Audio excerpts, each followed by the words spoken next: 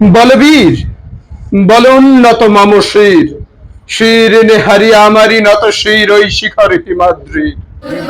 গিরিকান্তার মরু দুস্তর পারাবার, লঙ্ঘিতে হবে রাত্রি নিশীথে যাত্রীরা হুঁশিয়ার। রেডি 1 2 3। আবৃত্তি তিন শব্দের এক শিল্প। শুদ্ধ উচ্চারণ বা বাচনভঙ্গির প্রয়োজনীয়তা এখন শুধু ব্যক্তিগত পর্যায়ে নেই, যুক্ত হয়েছে একাডেমিক পাঠ্যক্রমে। তাই সামাজিক যোগাযোগ মাধ্যমের নেতিবাচক আসক্তির যুগে এসেও নিজেকে পরিশুদ্ধ করতে আবৃত্তি শিখছে শিশুরা। একজন মানুষ তখনই পারফেক্ট মানুষ হিসেবে আত্মপ্রকাশ করতে পারে যখন তার মেধা, মনন, চিন্তা, চেতনা সকল ক্ষেত্রে একটা সুস্থ স্বাভাবিক সাহিত্য সংস্কৃতি চর্চার প্রসার ঘটে।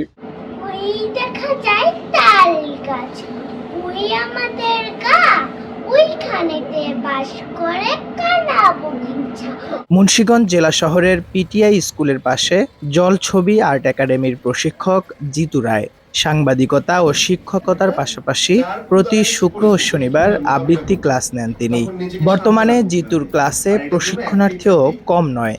আমরা আমাদের শিশুদের যেমন সাঁতার শেখাই, সাইকেল চালাতে শেখাই, ঘুড়ি ওড়াতে শেখাই, এই ধরনের শিক্ষাগুলোর পাশাপাশি একজন শিক্ষার্থী নিজেকে বিকাশ করবার জন্য প্রয়োজন হয় তার সঠিক উচ্চারণে, সুন্দরভাবে তার বাচনভঙ্গির মাধ্যমে কথা বলার এই যে প্রচেষ্টাটা। পড়ো।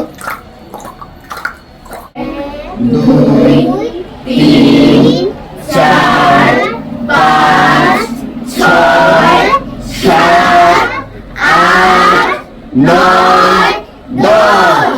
শ্বাস প্রশ্বাসের ব্যায়াম, স্বরবর্ণ ব্যঞ্জনবর্ণের শুদ্ধ উচ্চারণ ও বিভিন্ন পশু পাখির ডাকের মাধ্যমে শুরু হয় আবৃত্তির ক্লাস।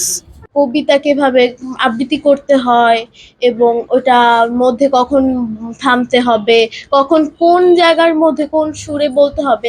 নারকেলের চিড়ে কুটে, উটকি ধানের মুটকি ভাজে, এটা সেটা আরো কত কি। তার খোকা যে বাড়ি ফিরবে। অতঃপর কবি এসে জনতার মঞ্চে দাঁড়ালেন। তখন পলকে দারুণ ঝলকে তরিতে উঠিল জল, হৃদয়ে লাগিল দোলা, জনসমুদ্রে জাগিল জোয়ার, সকল দুয়ার খোলা। ছোটবেলা থেকে আমার বাবা মার খুব ইচ্ছা ছিল যে আমাকে আবৃত্তি শেখাবে, সেখান থেকেও ইচ্ছা। আর নিজের সঠিক উচ্চারণ বা অভিনয়, সুন্দর করে গল্প বলা, আবৃত্তি করার ইচ্ছা আমার মধ্যেও ছিল। কথা বলে অনেক পারদর্শী হতে পারছি এবং আমি অভিনয়ে এটি আরো ভালোভাবে কাজে লাগাতে পারছি। এই প্রতিষ্ঠানের প্রশিক্ষণার্থীরা জেলা ও জাতীয় পর্যায়ের বিভিন্ন প্রতিযোগিতায় অংশ নিয়ে অর্জন করেছে নানা পুরস্কার। পাশাপাশি আবৃত্তি চর্চা কাজে লাগছে একাডেমিক পাঠ্যক্রমেও। আমাদের যে নতুন কারিকুলাম আছে, বাংলা বিষয়ে প্রমিত ভাষা উচ্চারণের উপর বিশেষভাবে জোর দেওয়া হয়েছে এবং আমাদের বিভিন্ন বিষয় উপস্থাপনের জন্য প্রমিত ভাষা অনেক অনেক প্রয়োজন হয়। আমি ইন্দ্রাণী সুতো, হাতে চাঁদ ফালি সূর্য, মম এক হাতে বাঁকা বিষের বাঁশুরি, আর হাতে রণতুর্য। সুন্দরভাবে কথা বলতে পারলেই নিজেকে সুন্দরভাবে উপস্থাপন করা যায়। ও যাতে সবার সামনে খুব ভালো করে কথা বলতে পারে এবং বাংলা ভাষাটা খুব সঠিক উচ্চারণ করতে পারে। সাধারণত কোনো শ্রোতার সামনে কবিতা বা বক্তব্য আকর্ষণীয় ভঙ্গিতে উপস্থাপন করাই আবৃত্তি। মূলত বাংলাদেশ, ভারতের কলকাতা ও জাপানে আবৃত্তির চর্চা হয়ে থাকে। আবৃত্তির মাধ্যমেই ফুটে ওঠে যে কোনো কথার অনুভূতি, আবেগ, ভাব, গতি, বিরাম, ছন্দ ইত্যাদির প্রকাশ। শিহাব আহমেদ, আমার বিক্রমপুর।